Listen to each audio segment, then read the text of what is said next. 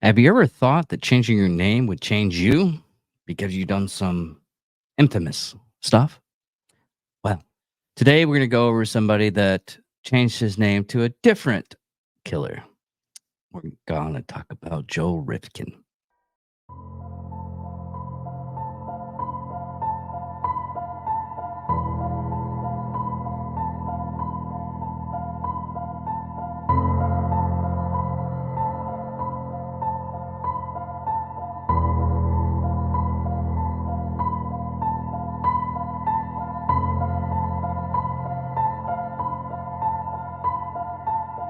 Ladies and gentlemen of all ages, boys and girls, thank you for tuning in to yet another episode of Angry Meat Production. We appreciate you coming in and letting us be a part of your lives week in and week out. We hope to do our best to present you with something that your eardrums delight in. Whether you're looking at us on YouTube or Rumble, or listening to us on Spotify, Google, or Anchor, or any of the other podcast services that we are currently on or trying to get on. We thank you. And if you don't mind, at the end of every episode, stop by, leave us a comment, leave us a like. If it asks for 5 stars, we'll take 5 stars, even if you don't like us. 5 stars are what it's all about. With that being said, we hope you enjoy our attempt to make our advocation our vocation. Ladies and gentlemen, let the games begin. We here at Angry Me Production want to thank our sponsor, Mobile Notary Mindy. She's certified with the National Notary Association. She's also bonded and E&O insured. She offers a wide range of services including wills, powers of attorney, medical documents, healthcare proxies, living wills, certification of trust, assignment of personal property, HIPAA waivers, advanced healthcare directives, and 99 verification. You can find her on Facebook, TikTok, and Instagram at Mobile Notary Mindy. You can also visit her webpage at texasmobilenotarymindy.com. That's TX, mobilenotarymindy.com. Thank you so much, and enjoy the show. Welcome, Angry Faithful. Yes, today we're going to talk about Joel Rifkin. Put in the comments, starting out from here, and figure out who he changed his name from and see if you're right, because this is a hilarious one. I couldn't believe it when I heard it when I read it, but going through this, it was just it was the funniest thing. So today we're going to go over Joel David Rifkin, born January 20th, 1959, also known as Joel the Ripper, because he J and Ripper, yeah, you get it. Anyways, Rifkin's parents were both young college students, and his biological father was an Army veteran. On February 14th, 1959, when he was 3 weeks old, Rifkin was actually adopted by an upper middle class couple living on Long Island. Rifkin poorly in school due to learning disabilities and the unpopular with his classmates. He graduated from East Meadows High School in 1977, then attended classes in Nessus. Stephen Hawking. From Beyond the Grave, we have our first problem. Nassau Community College, the State University of New York, and at Breckport, and the State University of New York and Flamingdale, but left after even trying to earn a degree. After leaving college, Rifkin became a self-employed landscaper. Now, going on to the murders.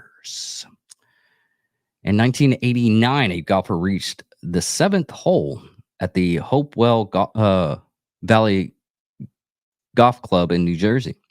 He noticed something odd in the creek running alongside the course.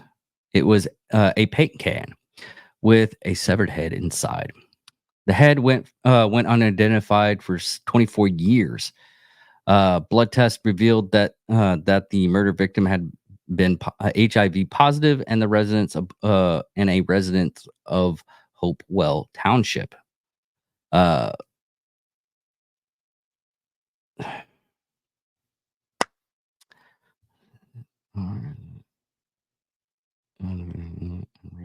okay.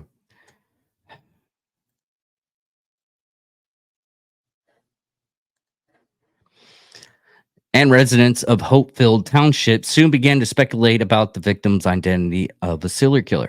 Now, the reason why this head was actually not able to be identified at first, uh, what had happened going over the actual video of this crime, uh, the person that found the head, the cops actually came by, uh, collecting the evidence and everything.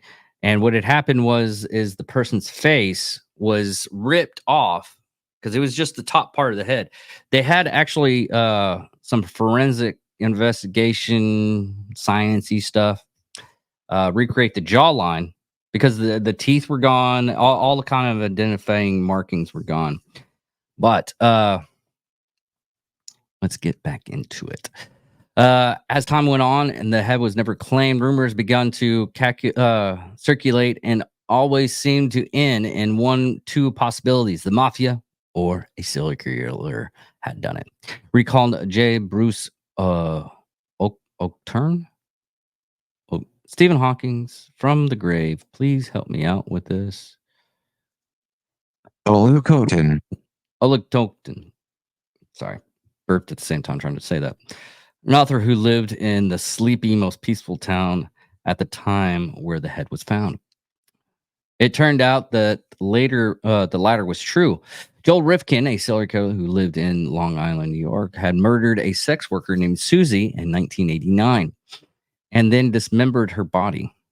To conceal his crimes, he placed her head in a paint can and left it in the woods next to the golf course. Susie, whose real name was Heidi Blanche, was Rifkin's first victim. Chilling, the murderer would go on to brutal killing of 17 women total, most of whom were sex workers, until he was arrested in 1993. Now, going in, and we'll go a little bit more. Okay.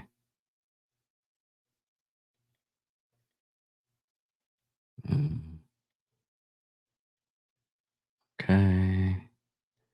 Sorry, I ended up doing another one thinking I had more information and it didn't have any kind of information. But anyways, as Joel Rifkin entered adulthood, he spent most of his time alone and eventually began developing dark fantasies of raping and killing women.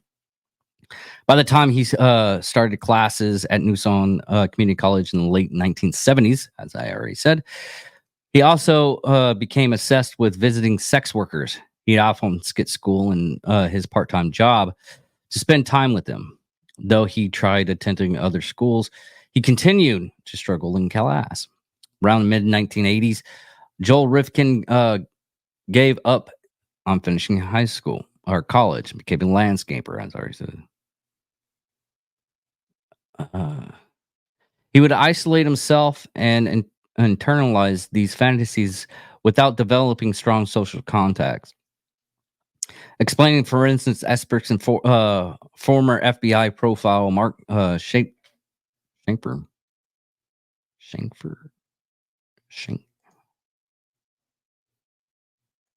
Safaric. Basically, what the forensics expert said is he turned inward.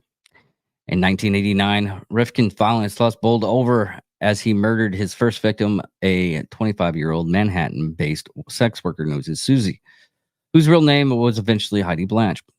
After Rifkin brought Blanche to his family home while his relatives were away, he bludgeoned her after they had sex. He then strangled her to death before dismembering her corpse in the basement.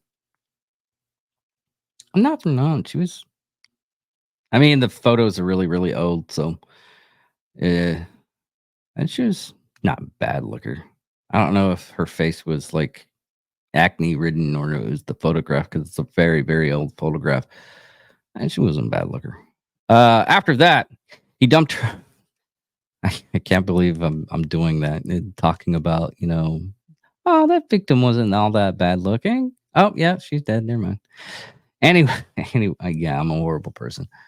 After that, he dumped her body in various places in New York, in New Jersey, and in New York. Most infamously, he left her head in the Hope Valley golf club. Even though the head was found just days after the murder, wasn't until long after Rifkin's arrest that anyone was able to figure out exactly who the victim was. Despite Rifkin telling the police about Susie, according to ABC News, it took a long forgotten missing person report from Blanchett's aunt, a DNA test for Blanchett's mother, and a photo comparisons between the two composite of the head and the picture of Blanche for a positive identification to be made in 2013, 1930. Not gonna lie, just a little heads up out there. I know this is gonna go a little bit off basis. Podcasting is hard. I could edit this and everything, but I'm not. Just to show you, people make mistakes. It's moving on. That's hard.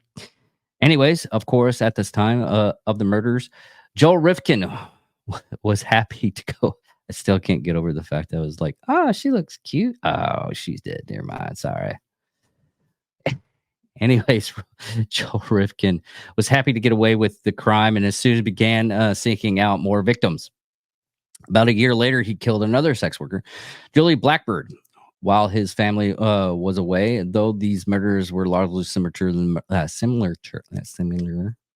the murderers of Blanche, this time Rifkin avoided dumping any body parts in the woods and instead dumped them in rivers and canals, weighing the remains down with concrete.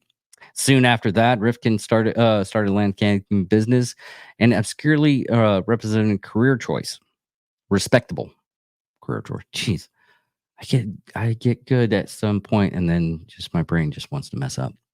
Fun. But in reality, he often used his landscaping tools to hide his victims' bodies before disposing of them. By the summer of 1933, Rifkin had killed 17 women, most of whom were sex workers or drug addicts, according to forensic psychologist and author Frank F. Weber. Theorized Rifkin preyed on sex work because he's thought of his birth mother maybe had been a prostitute. Now here's the strange thing is, and this is going off basis, and we're just going to wait on this.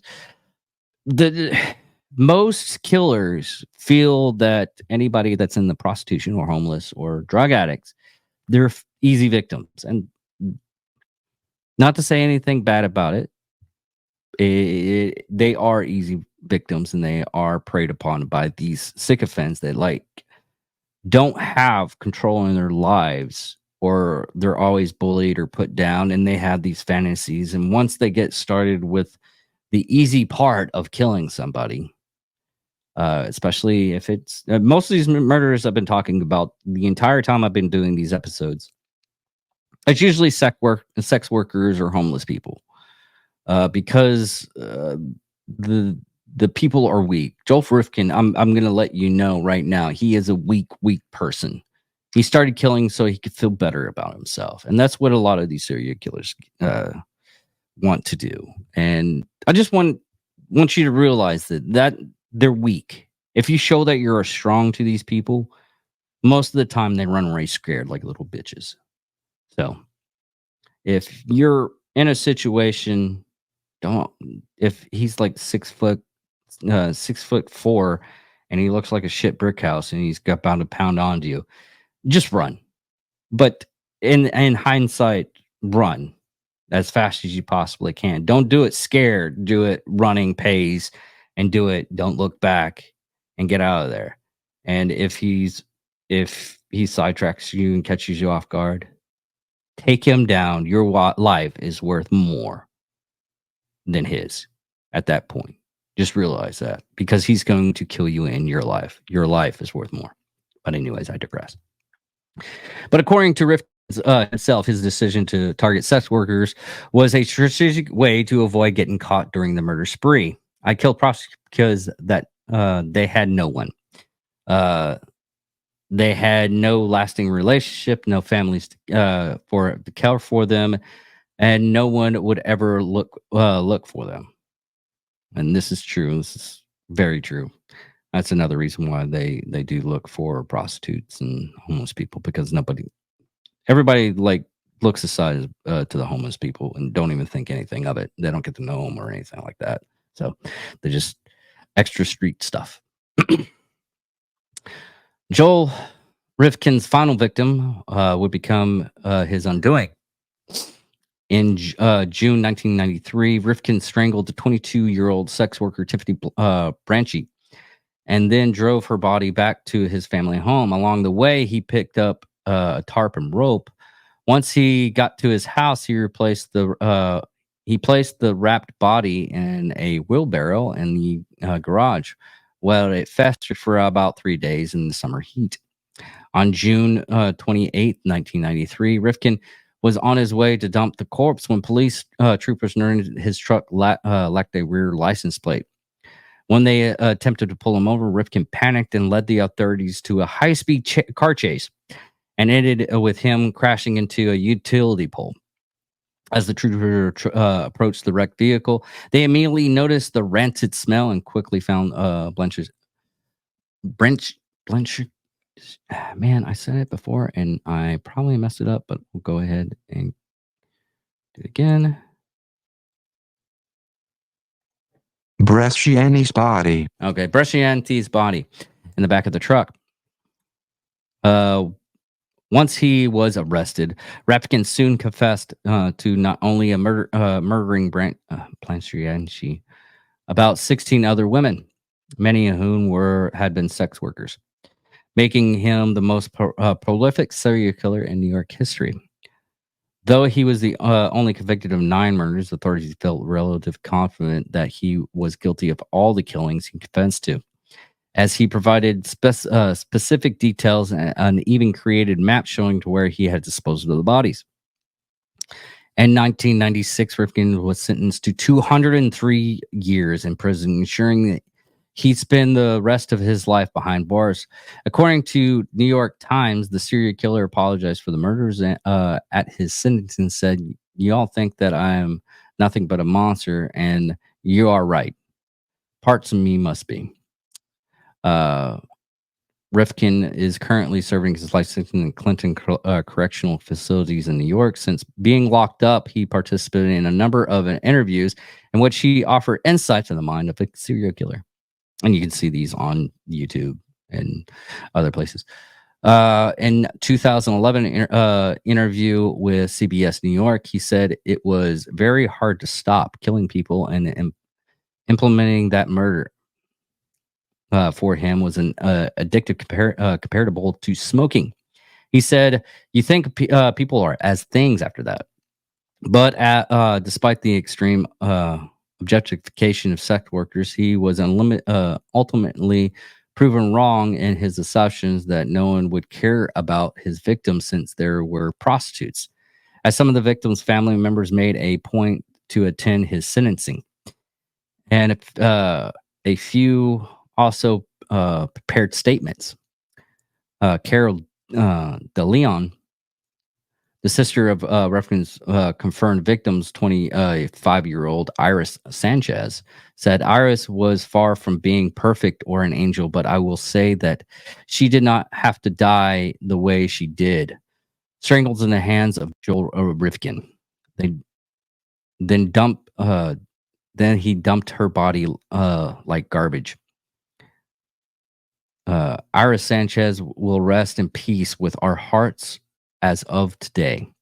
But you, Joel Rifkin, will now rot in hell." She was nice. Despite the seriousness of Joel Rifkin's crime, his name ended up being part of a unexplainable, lighthearted plot line in the sitcom Seinfeld.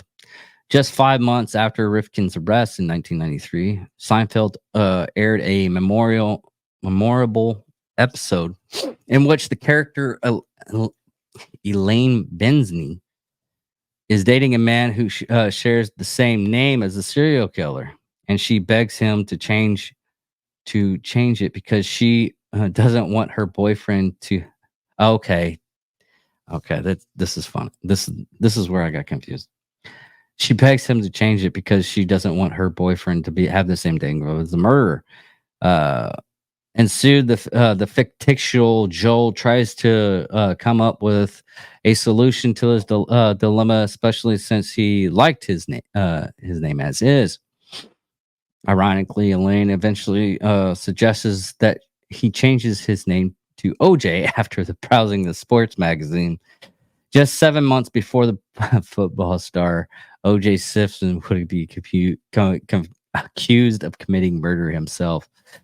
The Seinfeld joke about Rifkin is still the best known reference to the serial killer, though there has been since release of an independent film called Joel in 2018, which dramatizes the murderer's life, and more recently in 2023, A&E's release of special cold case, The Rifkin Murders, which features multiple never-seen interviews with the killer.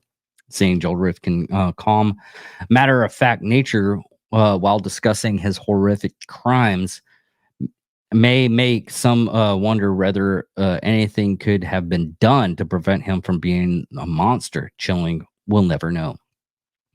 That is it on that part. A lot of the other references I did on this was I did go through the couple of the interviews and everything, and it's kind of weird because the FBI forensic personality, man, I had the word in my head just now. For God, I wish I had people here to actually tell me what that is. Uh, it was Mindhunter TV show. But anyways, he was doing a psych eval of what the person was. God, personality traits and stuff like that. Who he probably is, age limit and everything. Just going over the evidence and everything. There's a lot of stuff that they don't put into a lot of these articles, but one of the things that I got was one of the investigators, one of the guys from New York, because he actually did get like 4 chemical barrels, and these are metal chemical barrels. And what he ended up doing is placing the body in there, and one of the police officers found they had to go in and investigate and take notes and everything. On the first one, they found, and that officer respectfully threw up. I don't see anybody. You have to be like very, very not dead inside, because I know lots of people that actually can do that without having to go through anything like throwing up, or it still causes problems in their head, but they see it so often it becomes part of their lifestyle. Being a correctional officer, I still, certain things still messes me up, but there's some of my officers that when I was working with them, they would like be eating and going, and this is, I had to deal with a guy that got caught on fire. I mean, his skin was falling off and everything, and I kept my composure until I left work. Luckily, it was, I say luckily, but it was at the time frame to where I was about to get off. Luckily, I did all the stuff, so I left on time. And as soon as I got off, I got rid of everything in my stomach. Uh, until some people, though, they want to be this all around like big macho type man and everything like that. But I tell you this right now, until you actually do those things, you don't, you don't really, you humble yourself, just humble yourself. I had a friend of mine that he essential like person that he is a man's man. Does his own farm work and everything. He raises his own chickens and hogs and uh, um cows. And he worked as a mortician. He was very, very dark person too. He loved dark humor and everything. And he worked in a morgue for like 2 weeks. He said I just did 2 weeks. And as soon as they brought in a kid that he had to fix up for a funeral, he's like, I'm out. And that's type of job that even the person that's like supervisor and stuff like that is like, okay, at least you made it this long. You have a good day. They know the people have their dropping points.